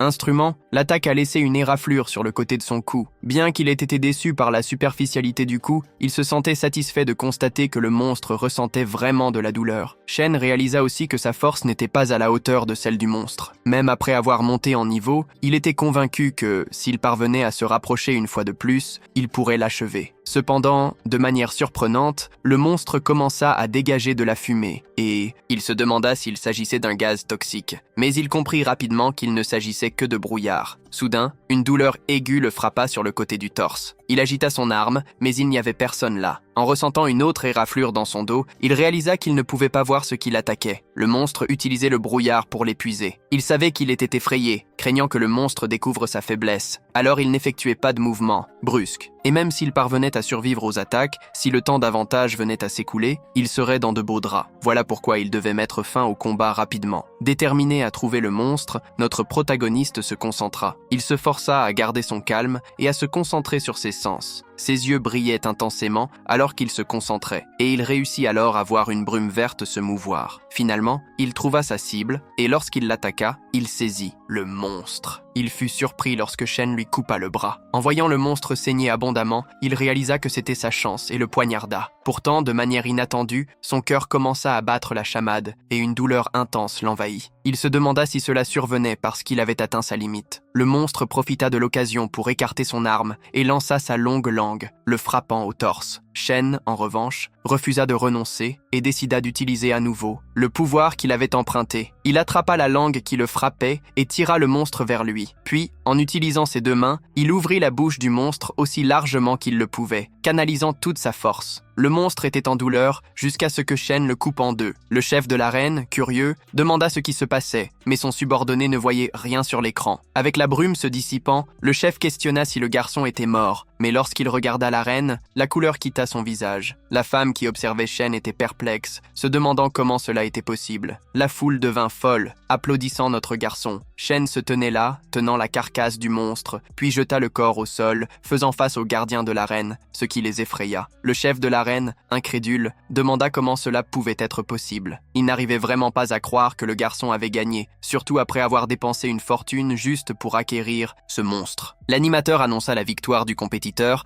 clamant qu'il était désormais le champion du tournoi et qu'il devait suivre l'équipe pour réclamer son prix en argent. Shen fut conduit dans les coulisses et reçut une mallette contenant un total de 510 000 en or. Il s'apprêtait à la saisir mais la referma. Le chef de l'arène lui demanda alors d'attendre, révélant qu'il avait changé d'avis et lui offrant de devenir son combattant sous contrat, en compétition selon ses arrangements. C'est ainsi qu'il pourrait garder les 510 000 en or, ou alors prendre 110 000 en or et s'en aller. Shen le fixa, demandant ce qu'il voulait dire par là. Le chef se plaignit que tous ses combattants sous contrat avaient fui et qu'il avait perdu son principal combattant, pour lequel il avait payé une fortune. Il prétendit que Shen avait rompu le contrat, donc il devait le compenser pour ses pertes. Shen contre-attaqua en affirmant que le chef n'avait pas stipulé de conditions pour des matchs supplémentaires et qu'il avait été informé en montant sur scène qu'il ne devait pas y avoir de questions sur son identité. Et en entrant sur scène, il signait un accord de vie ou de mort. Donc, la responsabilité de tuer l'adversaire ou d'être tué sur scène ne pesait pas sur lui, puisque dans les mains du combattant se trouvait l'entière responsabilité de décider s'il tuerait ou non son opposant. Furieux, le chef de l'arène était hors de lui, tandis que Shane insistait sur le fait qu'il exigeait 510 000 en or, sans un sou de moins. Le chef pointa alors une arme sur Kane, affirmant qu'il ne pouvait tout simplement pas se retirer. D'un mouvement rapide, Kane saisit la main de l'homme, la serra et tourna l'arme en une pile de ferraille. Il demanda si cet homme pensait vraiment pouvoir l'arrêter. L'homme cria de douleur, sentant ses doigts se briser sous la pression. Avec un regard plein de rage, il ordonna à ses hommes de l'éliminer. En un instant, plusieurs hommes vêtus de noir acculèrent Chen, armes au poing. Chen poussa un soupir résigné. La foule entendit les coups de feu et la femme réalisa qu'il provenait de l'endroit où se trouvait Chen. Peu après, un corps fut projeté à l'extérieur. La foule était en état de choc, se demandant si c'était une scène de film, tant la situation était dramatique. La femme, cependant, commençait déjà à comprendre la gravité de la situation. Shane asséna un coup de poing à l'un des assaillants, lui faisant perdre une dent. Avec la mallette en main, il était prêt à affronter ce qui viendrait. Une véritable fusillade s'est déclenchée contre lui. Shane saisit la tête du bandit qui avait tiré et le poussa dehors. Après cette manœuvre, il profita de l'occasion pour s'enfuir, avec les hommes à ses trousses. Ils envoyèrent des renforts pour bloquer toutes les rues et sorties arrière. Mais à ce stade, il sentit son cœur s'emballer, épuisé, après avoir utilisé trop de pouvoir emprunté. Et le pire dans tout ça, ses blessures s'aggravaient. À sa grande surprise, quelqu'un le saisit soudainement. C'était la femme qu'il avait rencontrée auparavant. Elle lui couvrit la bouche pendant que les hommes de l'arène le cherchaient. Ils se cachèrent dans une ruelle étroite et sombre. Lorsque les hommes s'éloignèrent, elle le lâcha et assura qu'il était maintenant en sécurité. Elle reconnut qu'elle devait partir vite, avant qu'il ne boucle toute la zone. Jane la regarda, mais elle insista pour qu'il ne perde pas de temps. Reconnaissant, notre héros se mit à courir. Elle passa un appel et se fit gronder pour être à nouveau allée dans le quartier de Blackwater. De l'autre côté, la personne nommée Lynn commenta qu'elle avait quelque chose pour le grand-père et qu'elle avait trouvé quelque chose de curieux. Quelques heures plus tard, dans sa chambre, Shane était arrivé. À peine entré, il tomba à genoux, épuisé. Il ressentait une douleur insupportable. Il était pâle et transpirait à grosses gouttes, et en un instant, il s'évanouit. En vérifiant ses statistiques, il était au rang et niveau 2, avec la compétence de pouvoir emprunter et encore 999 souhaits restants, mais rien de conquis. Il devait 510 000 hens pour rembourser sa dette. En déduisant ce montant, Chen avait encore plus de 99 millions de hens à rembourser aux usuriers. Un souvenir lui traversa l'esprit. Quelqu'un dans un lit d'hôpital. La mère disait à son fils que sa santé pouvait s'améliorer dans 2 ou 3 ans. Mais en réalité, elle avait menti. Son état ne se résoudrait pas en si peu de temps. En fait, il ne lui restait que 2 ou 3 ans. Elle exprima son désir de le revoir, son souhait qu'il se marie, ait des enfants, vieillisse doucement et puisse toucher son visage une dernière fois. Notre garçon regardait une vidéo sur son téléphone, et alors sa mère, avec un regard triste, s'excusa de ne pas avoir l'énergie de rester plus longtemps avec lui, et lui dit qu'elle l'aimait beaucoup. Le soleil semblait pleurer à ses côtés, tandis que sa mère était déjà couverte d'une couverture. Ces mots, thème particulièrement, résonnaient dans l'esprit de notre héros. À cet instant, Shane ouvrit brusquement les yeux, les larmes coulant sur son visage. Étonné, en regardant par la fenêtre, il vit que le soleil était déjà levé. Il réalisa qu'il était chez Joe Chen et qu'il était encore en vie. Ce rêve était ce qui l'avait fait se réveiller, même après tout ce temps. Le chef demanda alors s'il était déjà réveillé. Shane s'interrogea sur l'endroit où il avait été ces derniers jours. Le chef répondit qu'il s'occupait de beaucoup de choses ailleurs, et en revenant, il avait trouvé Shane évanoui. Il commenta que Shane était dans un état terrible pendant 2 jours entiers et qu'il avait pensé qu'il ne survivrait pas. Puis, le chef demanda qu'il s'explique. Le chef savait aussi que Chen était allé dans un endroit où les gens se battaient entre eux pendant son absence, et qu'il avait utilisé beaucoup de pouvoirs empruntés pour vaincre un monstre, risquant presque de subir un revers à cause de cela. Il gronda Shane, lui rappelant qu'il avait déjà averti de ne pas utiliser son pouvoir de manière excessive, mais il avait été imprudent. Le chef dit qu'il aurait pu mourir. Chen rétorqua qu'il n'avait pas été imprudent, mais qu'il avait agi par nécessité et demanda au chef de ne pas s'agiter autant. Le chef demanda alors à Chen s'il pensait pouvoir le ramener s'il mourait. Il était évident que ce serait impossible, car le fait de le ressusciter avait consommé la majeure partie de son pouvoir, et si Chen mourait à nouveau, il ne pourrait pas le sauver. Chen fut surpris par cela, mais accepta qu'il devait vraiment chérir cette chance si rare. Le chef fut content de voir qu'il comprenait. Après cela, il mentionna les créatures mi-humaines dont Chen avait parlé. Il semblait que cela ne venait pas de leur monde. Chen ne s'en souciait pas, il ne voulait pas retourner dans cet endroit infernal. Bien qu'il ait pensé à la fille qu'il avait rencontrée là-bas, il décida d'oublier, après tout, personne n'y pensait. Concentré, il décida de se concentrer sur le fait de monter de niveau et se rappela bientôt de l'argent. En ouvrant la mallette, il fut soulagé de voir que l'argent était toujours là. Le chef demanda si c'était la raison pour laquelle il était allé à l'arène. Il expliqua qu'avec ses 510 000 yens, il n'avait pas à s'inquiéter de rembourser sa dette jusqu'à la fin de la réunion de change. Ainsi, son attention pouvait entièrement se concentrer sur la montée de niveau. Avant d'aller à l'école, cependant, il devait s'occuper de la blessure à son abdomen. Il savait qu'il devait aller à l'hôpital, ensuite passer par l'école, et pour finir, encore aller à la banque. Déposer l'argent, à l'hôpital, le médecin lui dit que ce n'était rien de grave, bien que ce fût une blessure douloureuse, elle cicatrisait bien. On lui conseilla de garder la blessure propre et d'éviter de se blesser à nouveau. Le médecin commenta que cicatriser aussi vite n'était pas courant, et demanda s'il était un prophète, à quoi il répondit que oui. Le médecin informa que les prophètes ont souvent des blessures, et que l'hôpital avait une promotion. S'il obtenait une carte, il pourrait bénéficier de réduction. Shane refusa alors, affirmant qu'il préférait la médecine ordinaire. Le médecin lui donna alors un anti-inflammatoire spécial. Shane fut soulagé de réaliser que la langue du monstre n'était pas venimeuse. Il se sentit détendu, mais ses yeux le démangeaient. Le médecin lui donna le médicament et lui demanda de payer à l'extérieur. Shane remarqua qu'il y avait une lumière dans la bouteille et demanda ce que c'était. Mais le médecin répondit qu'il ne voyait aucune lumière et que c'était juste un anti-inflammatoire ordinaire pour prophète. Il était confus, car il voyait clairement la lumière, et cela ne semblait pas être une illusion. Il se demanda s'il était le seul à voir cela. Le médecin pensa qu'il pouvait être en train d'halluciner à cause du stress, et expliqua que cela était normal pour les prophètes. Puis, il essaya de lui vendre un programme de conseil. Notre héros prit alors congé de la salle. Il remarqua qu'il pouvait voir des médicaments et des personnes brillants autour de lui, et se demanda si c'était parce qu'il le pouvait.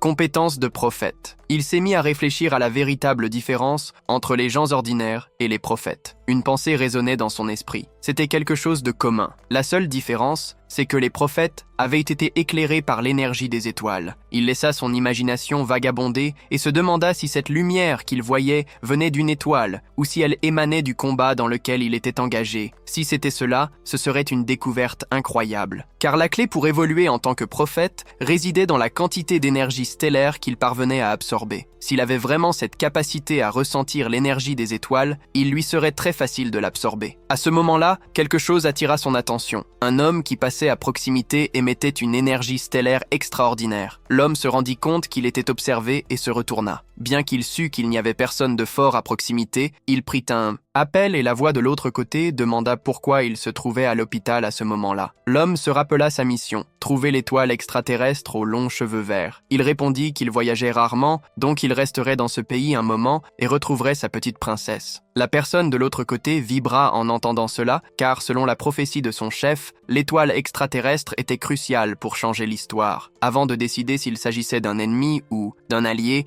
on lui conseilla de les engager d'abord et d'agir en fonction. L'homme commenta que son chef s'inquiétait trop. Il affirma que si l'étoile extraterrestre était vraiment l'ennemi, elle se détruirait elle-même. À noter que ce type n'était qu'un voleur cherchant à grimper les échelons de l'académie. Transition vers le directeur qui parle avec Chen, qui, seulement quelques jours après être entré dans la classe spéciale, a disparu. Il ne répondait pas aux appels, ne répondait pas aux messages et a même manqué les cours. Dans la tête de Shane, qui venait juste de revenir, il se disait qu'il s'était déjà mis dans le pétrin. Shane s'excusa, expliquant qu'une urgence à la maison l'avait empêché de prévenir l'école. Il affirma qu'il accepterait n'importe quelle punition pour ce qui s'était passé, mais le directeur précisa qu'il ne voulait pas vraiment dire cela. Il voulait juste savoir si quelque chose de grave était arrivé à Shane. Chen rassura le directeur en disant que tout allait bien et lui demanda s'il craignait qu'il abandonne l'échange. Le directeur était ferme. Non, il faisait confiance à Chen, mais était plus inquiet que ce dernier cachait des difficultés dont il n'avait pas le courage de parler. Il lui dit qu'en tant que bon prophète, même si Chen n'était pas d'accord pour aller à l'école, il ferait tout son possible pour le soutenir. Il insista sur le fait que le but de l'académie était de former de grands prophètes et que cela ne changerait jamais. Shane se sentit rassuré, assurant que tout allait bien, mais il ne s'arrêta pas là. Il promettrait de donner le meilleur de lui-même lors des échanges de combats et d'apporter de l'honneur à l'école, qui était tout ce que le directeur demandait. Avant de retourner en cours, il ajouta que son ami était tellement inquiet qu'il était même allé à son bureau. Shane était confus, mais en classe, Jaru passa son bras autour des épaules de Shane et lui demanda où il était allé. Xiaoxia commenta également que même les professeurs étaient dans le flou, tous préoccupés par lui. Shane répondit simplement qu'il avait beaucoup de problèmes à la maison. Jaru en profita pour parler de techniques de combat et, quelques instants plus tard, sortit une carte et dit qu'il avait rassemblé 300 000 avec Xiaoxia pour que Shane puisse régler ses dettes et qu'il pourrait les rembourser dès qu'il aurait l'argent. Shane était surpris car il avait mentionné ça de manière désinvolte, mais ne s'attendait pas à ce qu'il prenne ça au sérieux. Il remercia, mais dit qu'il pensait que la technique ne valait pas la peine et qu'il avait donc décidé de ne pas l'acheter. Jaru assura qu'il trouverait quelque chose de mieux. Tout à coup, quelqu'un appela Shane. Wayne Hall s'approcha de lui tout gêné. Il avoua avoir entendu qu'il disait que Shane n'avait pas d'argent, alors il avait décidé de lui donner sa carte, qui contenait 50 000 d'économies.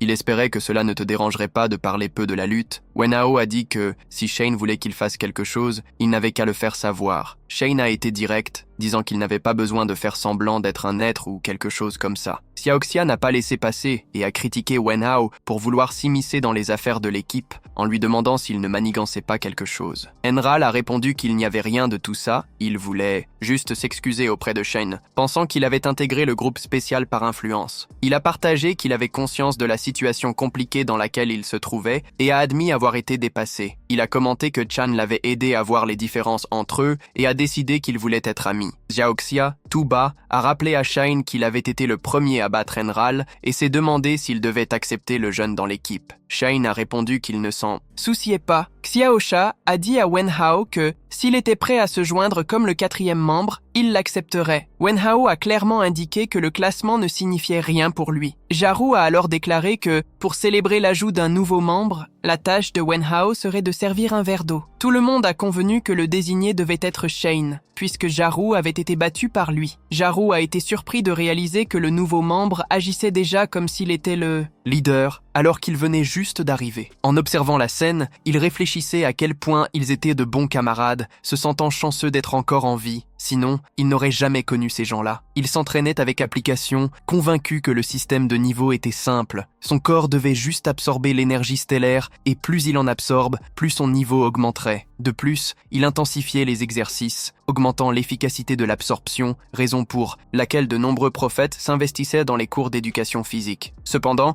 il a réalisé que le taux d'absorption était plus complexe qu'il ne le pensait. Malgré le fait qu'il utilise déjà des équipements pour optimiser l'intensité de son entraînement, son taux d'absorption restait insatisfaisant. Si l'énergie stellaire dans son corps n'était pas rapidement absorbée, elle finirait par s'échapper et se perdre. Il n'était pas surprenant que certaines personnes restent tôt. Niveau 1 toute leur vie. Avec ce taux, il n'atteindrait jamais le niveau 4 avant la compétition. Il était conscient qu'il devait trouver un moyen d'augmenter son taux d'absorption. Jaru s'est alors approché, disant que l'entraînement libre devenait ennuyeux. Il a invité Chen à un combat, espérant rendre les choses plus excitantes. À ce moment-là, Chen a eu un déclic. Il s'est souvenu que, pendant le combat qu'il avait eu contre ce monstrueux adversaire, il s'était contraint à maîtriser l'observation de l'énergie stellaire. Il a dit à Jaru que, s'il devait se confronter, il avait une idée qui nécessiterait l'aide de tous. La lumière centrale a été activée. Xiaoshu a utilisé le Palmizumo, tandis que Jarou a lancé le point déchirant. Ils ont combattu ensemble, et Cheng a été enchanté par la façon dont ils se synchronisaient. Après le combat, tous deux étaient complètement épuisés. Ils ont donc suggéré une pause. Xiaoqia a commenté que, quand Jarou a parlé d'un contre deux, il a pensé que c'était une blague. Il ne s'attendait pas à ce qu'il parle au sérieux. Jarou a loué la méthodologie, disant que, sans se soucier du résultat, il pouvait se jeter dans le combat et même tenter de nouveaux mouvements. Lors du prochain tour, c'était le tour de Wen Hao. Shen a réalisé qu'il avait raison. Ce type de combat augmentait vraiment le taux d'absorption sur une base solide. Une fois que son taux d'absorption augmenterait, il pourrait passer au niveau supérieur rapidement. Il a donc décidé de tenter une nouvelle méthode. Alors que son taux était déjà plus élevé, visant à garantir la sécurité des gens ordinaires, l'énergie stellaire dans les suppléments conventionnels était diluée, surtout si la condition physique était médiocre et que l'absorption était faible. Même en consommant des milliers de flacons, il ne pourrait pas monter de niveau. Avec tout cela, son observation avait révélé que l'énergie stellaire empruntée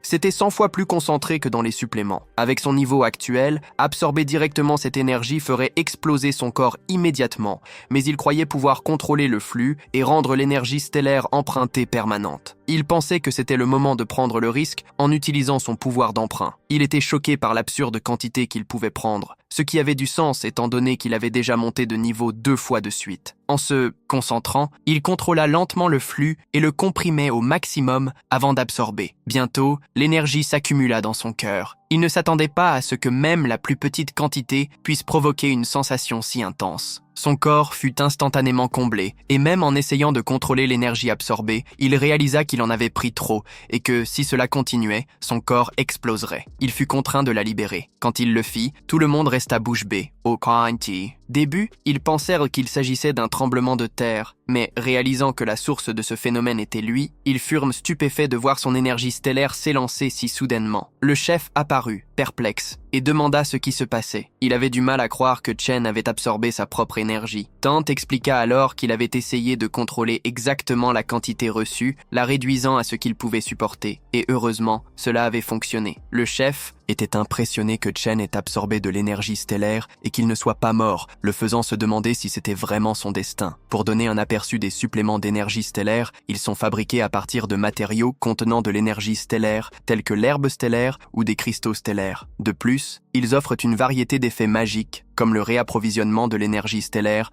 l'augmentation de la force physique et la guérison des blessures. Shen demanda s'il avait dit quelque chose et le chef, soulagé, répondit que non. Il exprima sa joie de voir Shen en vie. C'est alors que Yang, dans un état de panique, arriva et demanda ce qui s'était passé et s'ils allaient bien. Xiao informa que tout allait bien pour Shen. Jarou raconta qu'ils avaient terminé l'entraînement et qu'ils se reposaient juste quand Shen était soudainement devenu comme ça. Monsieur Zhang, surpris par l'énergie stellaire puissante qui débordait, ordonna à Enral d'aller chercher le dispositif de mesure. Il montra que Shen avait atteint le niveau 3. Tout le monde resta bouche bée. C'était le premier niveau 3 qu'il voyait à l'école depuis des années. Il se mit à courir pour informer le directeur immédiatement. Xusa demanda à Xusa comment il avait réussi à monter de niveau, montrant un intérêt à apprendre de lui. Xusa répondit que tout ce qu'il avait fait, c'était s'entraîner comme ils avaient l'habitude de le faire, assurant qu'elle monterait aussi de niveau bientôt. Il ne s'était pas attendu à ce que cela cause tant d'agitation, pensant à essayer chez lui dès qu'il en aurait l'occasion. Jarou croyait en Shen, se sentant super excité après cette intense séance d'entraînement. Chelsea acquiesça, affirmant que s'il continuait à s'entraîner, il monterait aussi de niveau. Wayne Hall interrompit, demandant qu'ils arrêtèrent de se reposer car c'était leur tour de s'entraîner maintenant. En se consacrant à l'entraînement, il avait remarqué que le chef ne l'insultait pas cette fois-ci. Il avait assuré qu'il n'y avait pas de quoi s'inquiéter car il avait encore beaucoup d'énergie stellaire stockée qui n'avait pas été utilisée. Il croyait qu'à mesure que son corps absorberait lentement, il pourrait monter de niveau encore une fois pour atteindre le niveau 4. Le chef observait simplement en silence, écoutant tout. Avec le temps qui passait, arriva le 12 juillet 2026. Seulement 55 jours restés avant le tournoi d'échange. Shen s'engagea intensément dans les entraînements. Un autre jour passa et il continua à s'entraîner avec ses amis. Les jours passaient rapidement tandis qu'il se concentrait uniquement sur la montée de niveau, jusqu'à ce que finalement arrive le 6 septembre 2026. C'était le jour du tournoi d'échange.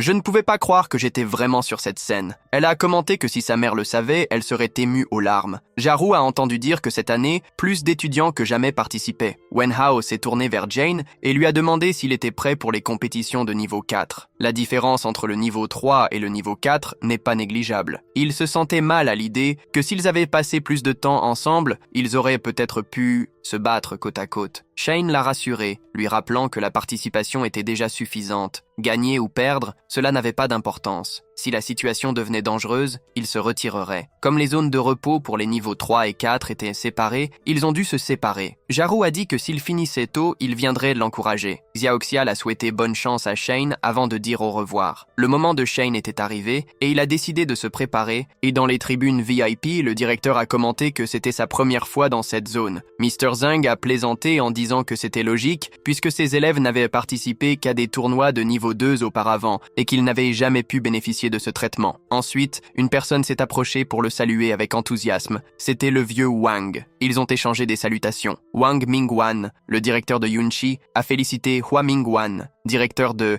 Leitean, qui a commenté qu'il n'imaginait pas que Hua parviendrait à amener des élèves de niveau 3 et 4 si rapidement. Il a répondu que tout était le mérite de l'effort de ses élèves. Il a juste fait de son mieux pour répondre à leurs besoins. Il a également exprimé sa gratitude d'avoir été informé des changements. Ming Yuan a observé que les nouvelles règles que l'autorité centrale mettait en place visaient à augmenter les subventions pour les écoles gagnantes. Donc, la compétition serait sûrement intense. Quelqu'un a fait remarquer qu'il n'était pas étonnant que tout ce bruit se produise, puisque les campagnards étaient là pour la première fois. Ming Huan était offensé par la situation, mais Wei est rapidement intervenu, lui demandant de rester calme. Wei a expliqué que ces hommes étaient des directeurs qui avaient remporté des victoires lors de tournois précédents, suggérant qu'il valait mieux éviter un affrontement avec eux. Ming Huan, insatisfait, a rétorqué que cela appartenait déjà au passé, que le tournoi n'avait pas encore commencé et que personne ne savait qui serait le vainqueur cette fois-ci. Il convient de rappeler que le directeur de l'académie Shogang, champion de l'année dernière, n'était autre que Li Tu,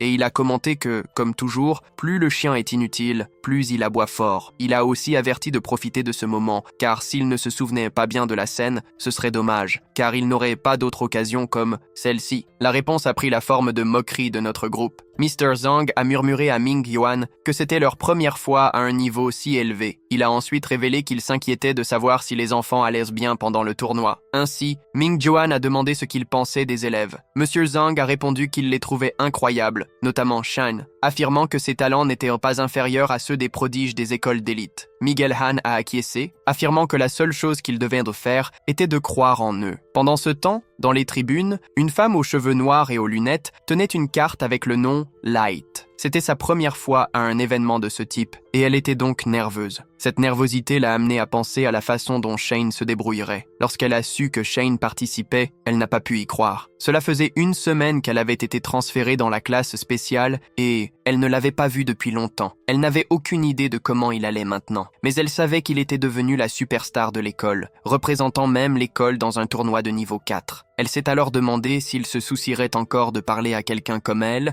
qui venait d'une classe ordinaire. Enfin, alors qu'elle était perdue dans ses pensées, elle a trébuché et, heureusement, quelqu'un l'a attrapée. C'était Jane, qui s'inquiétait et lui a demandé si tout allait bien. Elle a été surprise de le voir, le remerciant pour son aide. Elle lui a demandé ce qu'il faisait là. Shen a souri, disant qu'il était juste passé et qu'il était venu pour la saluer. Elle a commenté qu'elle pensait qu'après avoir rejoint la classe spéciale, il n'aurait plus d'intérêt à être son ami. Il l'a alors rassuré, disant que c'était absurde, car pour lui, les amis sont des amis, peu importe le statut. Cela l'a fait sourire. Elle était heureuse, car, comme elle l'espérait, il restait le même. Elle avait pleinement confiance qu'il s'en sortirait bien lors de la compétition. Peu après, les concurrents ont été appelés sur scène. Shen portait une chemise noire, un pantalon, des bracelets et des sneakers, dégageant une aura froide et sophistiquée. Le représentant de la classe était impatient de le voir en action. Actuellement, Shen était au niveau 4 de la classe et, avec du pouvoir emprunté, il possédait 999 souhaits et 0 récompense. Bien qu'il n'ait pas de dette pour le moment, le total de ses dettes restantes s'élevait à environ 99 millions de roupies. Et avant de conclure, un merci à tous d'avoir regardé. Si vous avez aimé, n'hésitez pas à liker la vidéo, ça nous aide beaucoup. Ceux qui ont aimé demandent la suite et laissent un like. Sur ce, que Dieu vous garde et à la prochaine vidéo.